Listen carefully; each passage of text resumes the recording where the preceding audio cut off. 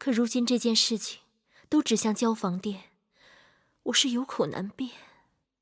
我也觉得，那日是赶事，怎么会那麼巧？特別是樊少使跌倒，真的有些奇怪。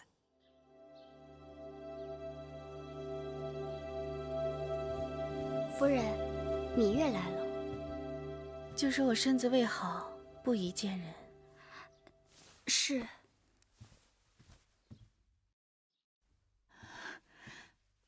看来樊少使还在生我的气，妹妹算是上門賠罪了，行吗？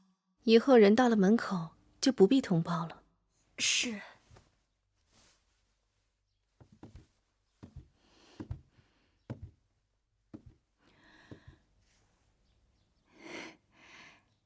小公子长得如此清秀伶俐，跟樊少使一個模子似的。跟我一樣有什麼好？還沒出世就滾台階。奶娘，先把小公子抱下去吧。是。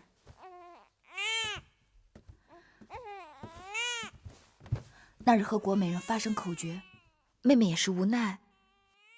姐姐看到了，我並非挑釁之人，但事到臨頭躲也躲不過去。但無論怎樣，驚嚇到了姐姐和腹中的小公子總是不對的，所以妹妹做了件小衣裳，算是給姐姐賠罪了。真是難為你了，都是小孩子家的東西，還要你費心。東西雖然粗糙，但也是羋月的一片心意，姐姐看看。這鳳穿牡丹是你繡的？是。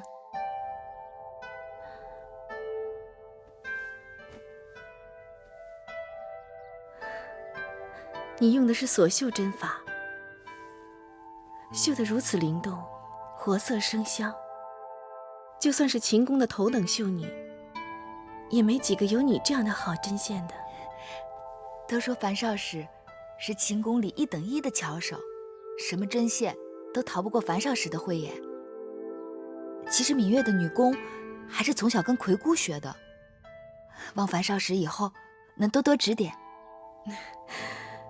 不敢談什麼指點，不過是比旁人多花了些心思罷了。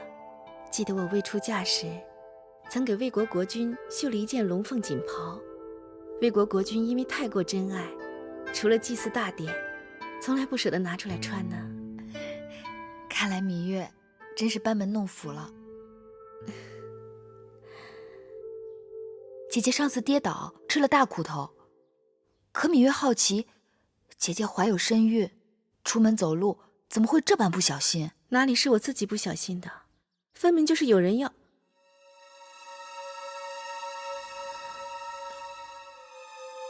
若不是姐姐不小心，那就是另有原委了。那日王后責罰國美人，我心裡害怕，慌不擇路，所以這件事說到底還是我自己不小心，怨不得旁人的。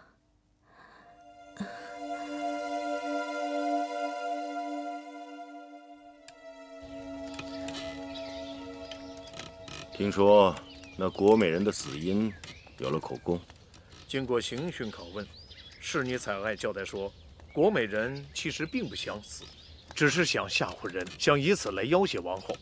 陰差陽錯，竟用胡床抵住了門，這才送了命。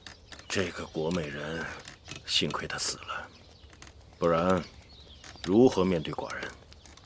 大王說的是。還有什麼事沒有告訴寡人？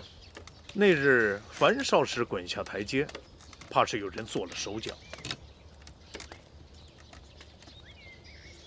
羋月告訴老奴，樊少使對滾下台階之事一直耿耿於懷，但對如何跌倒的原因卻是吞吞吐吐，其中定有蹊蹺。這樊少使為何不肯說出實情呢？他必有難言之隱。羋月這個丫頭不簡單。有些事情，老奴也是自愧不如啊。好久沒有去過王後處了，這會兒天色還早，去王后那儿吧。是大王。去交房殿。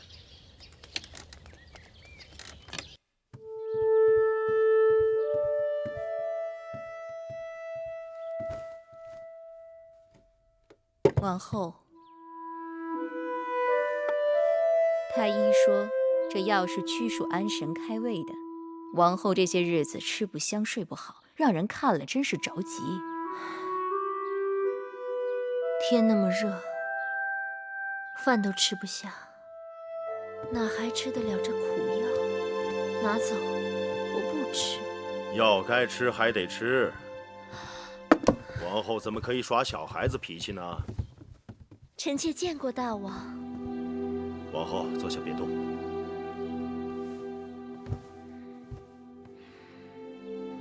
王后為何不肯吃藥？藥太苦了。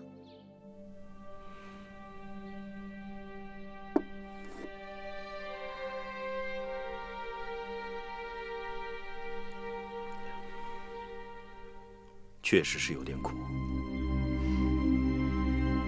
良藥苦口嘛。王后都快要做娘親的人，得為了你肚子裡的孩兒着想。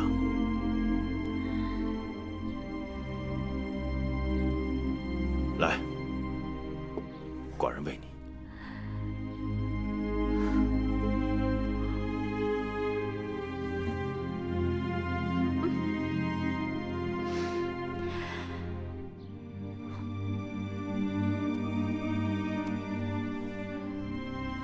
王后，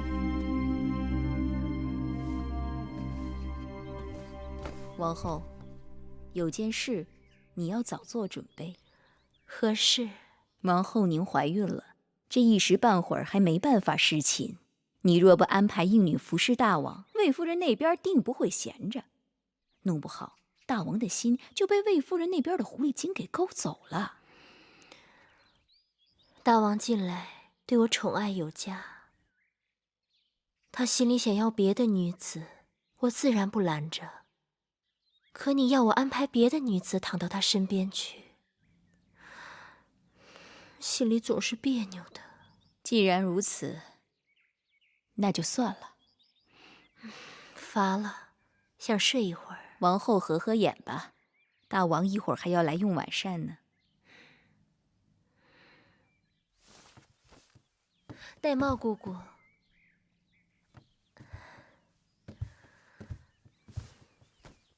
依你看，讓誰服侍大王為好？依奴婢看，不如按年紀大小來排列。